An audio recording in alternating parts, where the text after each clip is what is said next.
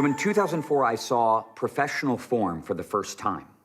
Two extremely good and highly ranked golfers. Their names were Steve Rico and Bobby Music. And when Bobby and Steve threw, the air hissed and crackled with force and energy. They would snap their bodies and the disc would just fly like a missile. And I watched them play the whole event.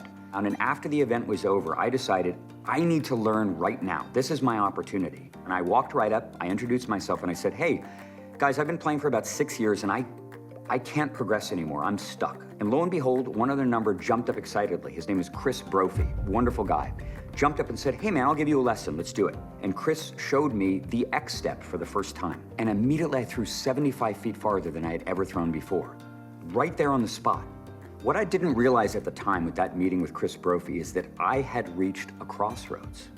And that crossroads is, how do you produce energy in your throw? So because I had just thrown 75 feet farther, I figure in my head, this is it.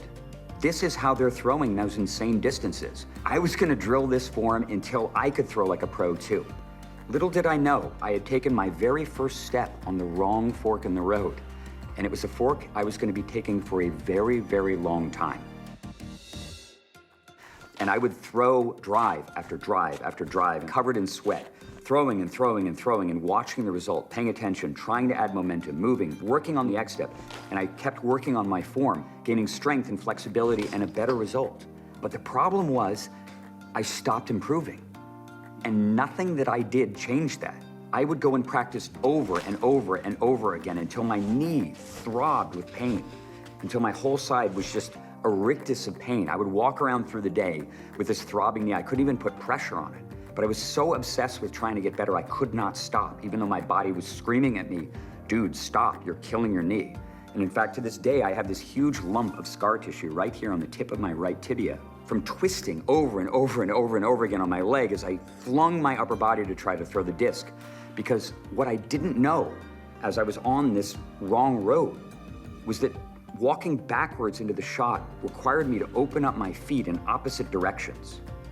Getting into this thing that a lot of people call, quite derisively, the immobile horse stance. And at any point, if you're doing an athletic movement and it looks like you're sitting astride a big old fat pony, you're probably not doing something that's very athletic. By 2010, I had developed my form kind of into its maximum. At form in the field that could go about maybe 375 to 380 with a perfect shape. And despite the fact that I could throw the disc up to hole one relatively consistently and occasionally ace it, my form was trash. And then one day in 2016, I went to North Park and there was a guy there throwing golf disc and he was good. And so of course I introduced myself and he shook my hand and he said, my name is Lee Wence. He just put so much effort into it.